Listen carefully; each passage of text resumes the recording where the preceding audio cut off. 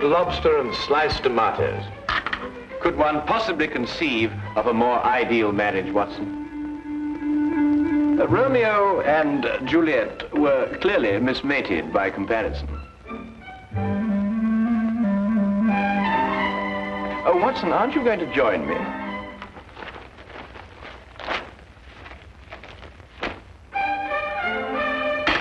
Oh, now, surely, Watson, you can't bear a grudge against me forever for something so trivial. Trivial? And what is trivial about riddling the walls with bullets? I do not agree that I riddled the wall, as you so violently put it. I decorated it in a most patriotic manner. Holmes, I have permitted and suffered many liberties in this flat. First you make those evil-smelling gases. Then you shatter my nerves with those ridiculous disguises. But you, even you, have never covered your activities under the banner of patriotism. Yes, but V are of the Queen's initials. I was only celebrating Her Majesty's birthday. Celebrating Her Majesty? Still, that's no excuse. Well, perhaps I was a little overzealous, but you can't very well blame a man for that. Nevertheless... All right, Watson, I solemnly promise never to do it again. Oh. Well... And lobster and tomato for breakfast. You ever heard of that? I must say, it looks jolly good, huh? Do you really mean to say you're going to join me?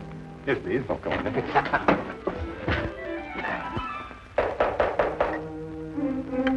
That's strange. I didn't expect her until noon. She must have caught the midnight train. Oh.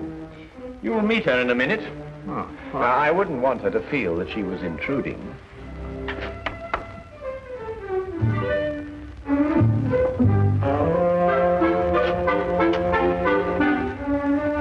Mr. Holmes? Yes, Miss Millicent Channing? Yes. I wrote you that I'd be here at noon, but I didn't want to lose any time. I took the midnight train. I understand. Won't you come in? This is my good friend and associate, Dr. Watson. How do you do? How do you do?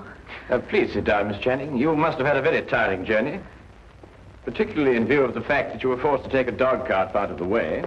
How did you know I took a dog cart? Well, I noticed that your right sleeve is covered with mud. Only a dog cart throws out mud in such a disagreeable way. Mr. Holmes can also deduce your birthstone and the serial numbers of any notes you happen to be carrying in your purse. Dr. Watson exaggerates, though only slightly. I've heard a great deal of your powers, Mr. Holmes. They say you're one of the cleverest men in London. They're very kind. You said in your letter that your fiance has disappeared. I'm afraid that something terrible has happened to him. Why, Miss Channing? It's all so muddled, so confused. Several days ago, I was expecting him for dinner. He didn't arrive. I was worried, and I went to his lodgings.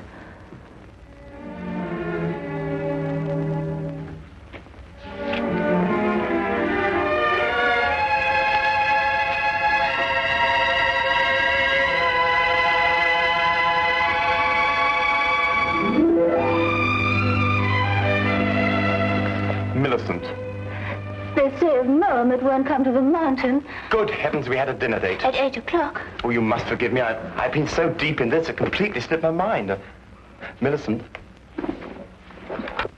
how would you like to marry a full professor of English history at London University? I'd much rather marry you, John. I mean me. Well, are you serious? You still have 3 years before you can become a professor. It can happen in a month. Next week, perhaps. But how? Well, you know this research work I've been doing on 14th century English history? Yes? Well, I have reason to believe I've made the most amazing, the most fantastic discovery. Oh, tell me. Not until I put my theory to the test. And if I'm right, I can assure you there will be an immediate cheer for me at the university. And more than that, I'll be famous. Oh, but John, this is unfair, keeping me in the dark like this. I promise you it won't be for long. Tomorrow, I go to see Sir Thomas Greystone at Aberdeen to get his cooperation. He won't refuse because my success will bring him fame also. John, You simply must tell me what. Not another word tonight. I'll tell you everything when I come back the day after tomorrow. Remember, good things come to those who wait. But he didn't come back. Not the day he told me, nor the next day. I wired him at Greystone Castle asking him to explain the delay. I received this answer.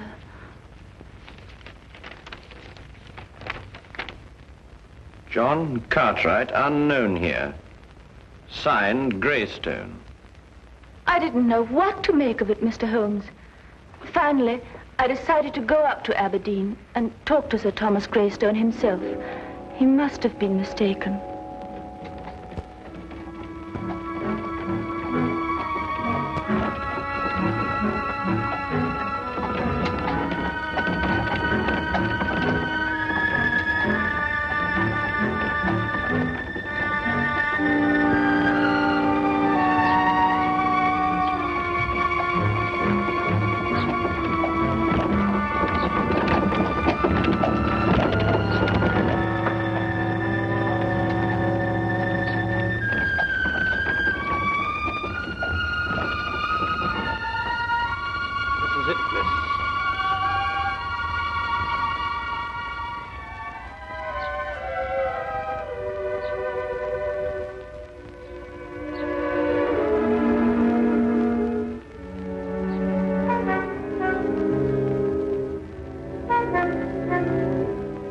Certainly don't envy you, miss. Why? Is something wrong? Let's say something isn't right. Ever since the Greystones came upon hard times, they become a strange, mysterious pair. Hardly anyone ever comes to see them, and those that do don't waste any time there. If I were you, miss, I'd wait until it's light before I went up. I don't have the time to spare. I'm sure I'll be all right. Suit yourself, miss. Get out.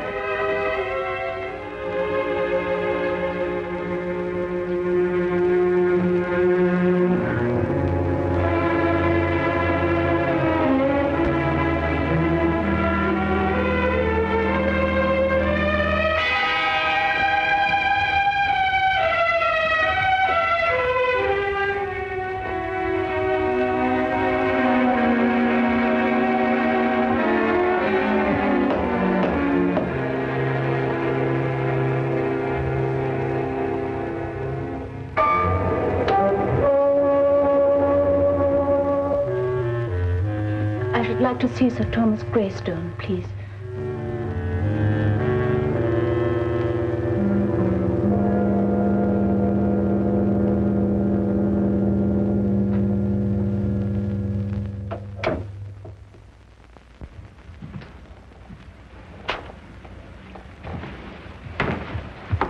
My name is Miss Channing. Would you please tell him that... Miss Channing, is it? The lady who sent the telegram? Yes. I hope you don't think me foolish coming here in this way, Sir Thomas. Walter Greystone is my name. Sir Thomas is my father. If you've come to make further inquiries about your Mr. Cartwright, yes, I'd say you were foolish. We've absolutely no knowledge of the gentleman. But I can't understand it. He told me he was coming here to speak to Sir Thomas. About what? About a discovery he made while doing some historical research. He said it was to have brought fame to him and Sir Thomas both. I can assure you, Miss Channing, no one of that nature has been here. No one. But I know he took the 6:10 train on Tuesday. I saw him off. The 6:10 train makes a dozen stops along the way. He could have got off at any one of them. But why? I've no idea, miss. I'm sorry. I'm upset. You see, he's my fiance. I quite understand, but there's nothing we can do.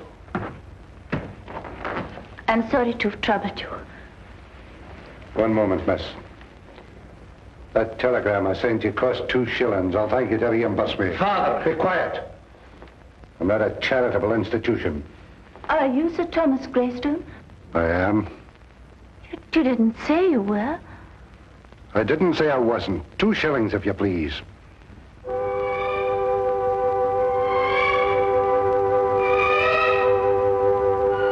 Thank you. Good night, Miss Channing.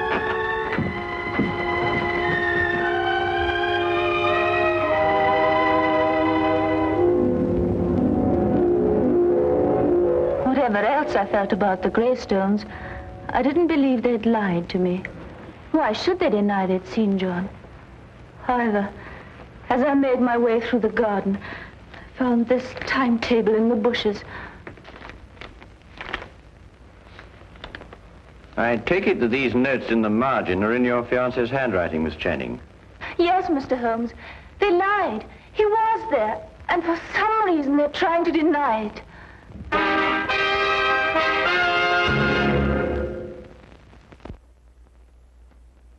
He had evidently asked directions to the castle and jotted them down in the margin. Well, it's perfectly evident the Greystones are lying, but why? Here's somebody offering them a chance of fame. They refuse it. There are other considerations more imperative than fame, Watson. Well, what other considerations, for example? That is our problem. You will help me, Mr. Holmes. I'll do my best, Miss Channing. Oh, Watson, the 14th century contained the reigns of what kings? Wait a minute. 14th century? There were some Henrys, and Richard II, of course. Richard II. He was executed, wasn't he? Yes, at Pontefract Castle, September the 21st, 1300 and... Miss Channing, I would appreciate your taking me to your fiancé's flat. To his flat? But why not to Greystone Castle? Well, I would rather not go there unarmed. Why not? We've both got revolvers.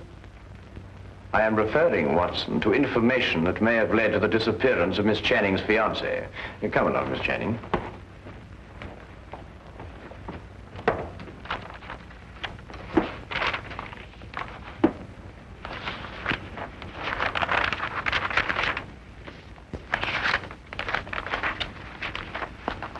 Well, I can't find anything there. Perhaps you'd have a look, Watson. Oh, thank you, Miss Channing. Thank you.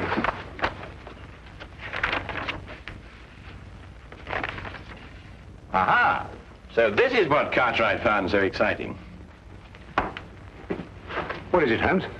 Well, he certainly deserves his professorship if he understood this. Listen. This pledge unto Richard, I, Richard, do make. To return unto Richard, switcher from Richard I take.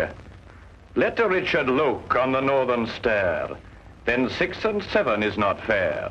Press on and through and doon for 10. Beware thou do not linger then. If thou art in and wist ye moot get out, smite eke the lion upon the snout. Meter and rhyme, perfect. Oh, what's it mean? Well, it's simple enough, Watson. Look here, Holmes, sometimes I think you'd say that a trip to the moon on an umbrella is simple. Yeah. Well, analyze it piece by piece. The first part is nothing more than a receipt. A receipt? Certainly. This pledge unto Richard, I, Richard, do make, to return unto Richard such things as I from Richard take. Well, apparently Richard had entrusted his possessions to a loyal friend, and he had received his promise that they be returned. Yes, I see that. The rest of the inscription merely tells him how he may get his possessions back. Hence, let Richard look upon the northern star. A sort of map, so to speak. Quite so. Well, but what's all this got to do with Cartwright's disappearance? Well, in Wilkinson's biography of Richard II, it is mentioned that one of the king's most loyal supporters was Richard Greystone, the original owner of Greystone Castle. Cartwright must have had the idea that Richard had left his possessions with him. So he went up there to prove it? Yes. But that still doesn't answer why John hasn't come back. That answer, Miss Channing, may only be secured at Greystone Castle.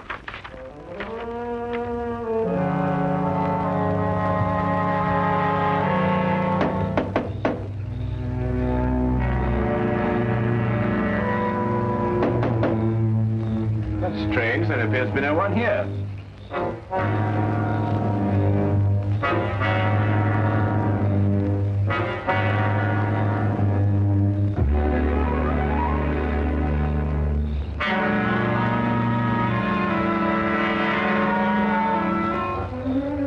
I'll go round and let you in. Aye.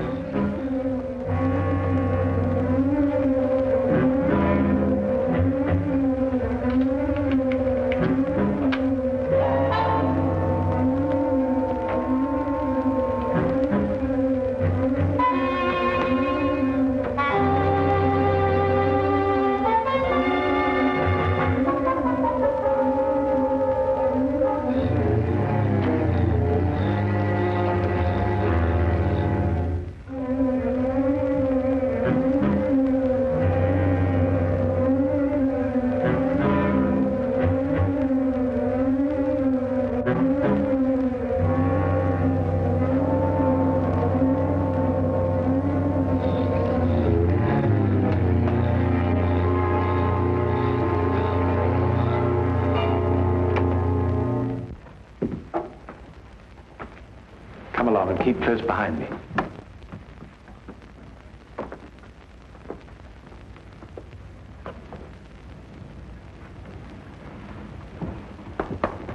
This pledge unto Richard, I, Richard, do make, to return unto Richard, switch from Richard, I take. The lower half appears to have been destroyed by fire. But there's every chance that King Richard's possessions may not yet have been found. No, they haven't. So you brought help, Miss Channing. Where is he? What have you done with him? He's in safekeeping, in the tower. Since you're here, perhaps you can persuade Mr. Cartwright to tell us the secret of the Greystone inscription. We shall do nothing of the sort. He's got some idea of returning Richard's possessions to the Queen for a birthday present. They're worth a fortune, and are rightfully mine. They rightfully belong to the crown. We won't argue rights and wrongs. Weigh this well. If you can't persuade Mr. Cartwright to talk, then not one of you will leave this room alive. In that case, I will not hang my fate on another man's decision. I'll lead you to King Richard's possessions myself. Holmes! Why be killed over a museum piece, Watson? Let's re-examine the pledge. This pledge unto Richard, I, Richard, do make, to return unto Richard the such as from Richard I take. We can understand that much without your help. Go on. The meaning is perfectly clear. Whatever treasure may be hidden here belongs to the royal family and to nobody else. Let Richard look on the northern star. Well, that gives us the direction. But does it? One can look at the North Star from any point in this hemisphere. Your ancestor knew that. He said, let Richard look. And he meant this Richard. In other words, the direction may be found by facing north from this very spot. I am now facing due north. Then 6 and 7 is not far. What does that mean? Merely to pace off 13 steps.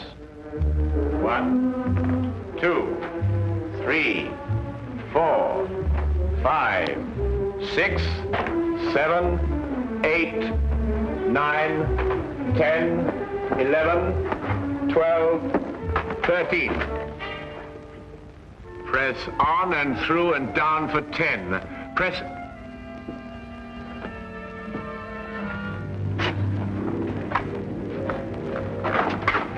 Stairs! Through and down for 10.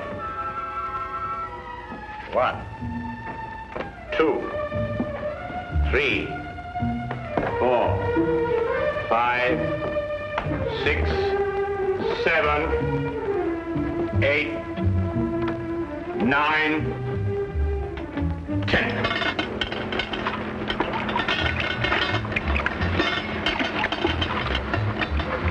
Here it is.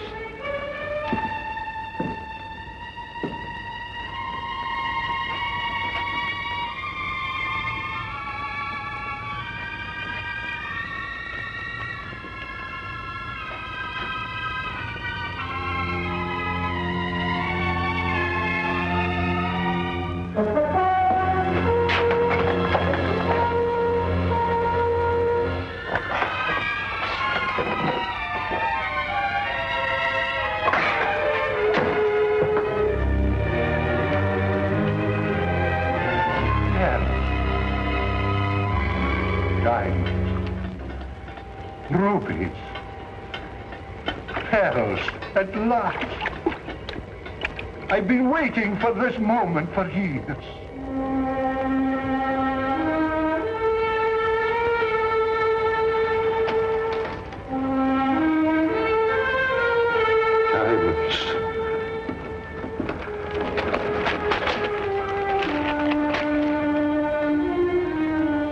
Rubies.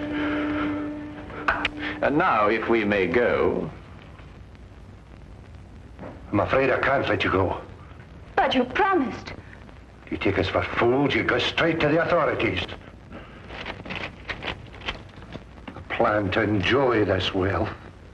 I don't see how, with or without us.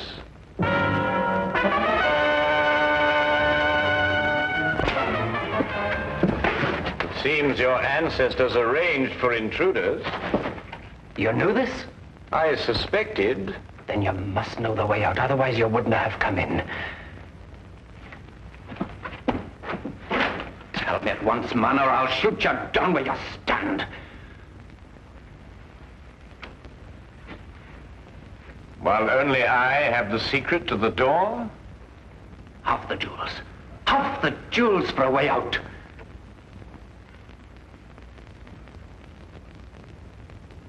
All of them. Show us how to get out, and we'll let you take them all. No. No, they're mine. Not one. Not a single gold piece. Are you daft, man? You want to rot here forever? The treasure's mine. The treasure's mine. You can't let them have it. Pay no attention. Give me the gun. You can have the treasure. Just the gun, please. The last two lines of the inscription read, as I recall, if you're in and can't get out, strike the lion upon the snout.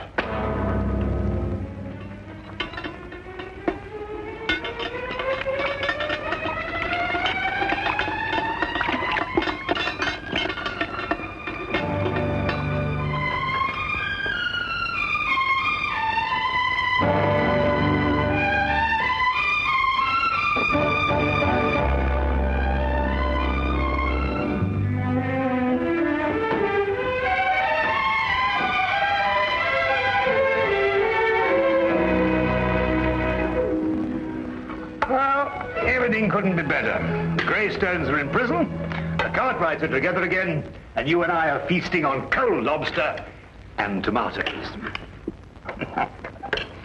Well, I have a sense of well-being. Haven't you the slightest twinge of conscience, Watson? Conscience? No, why? Well, I noticed the gold piece on your watch chain. You filched it from the treasure room. Filched it? Certainly not. I made an application for it from the ministry. Oh, did you? Well, that was very enterprising of you, Watson. Why don't you do the same thing, Holmes? After all, don't you want a souvenir? I have one. Oh, that.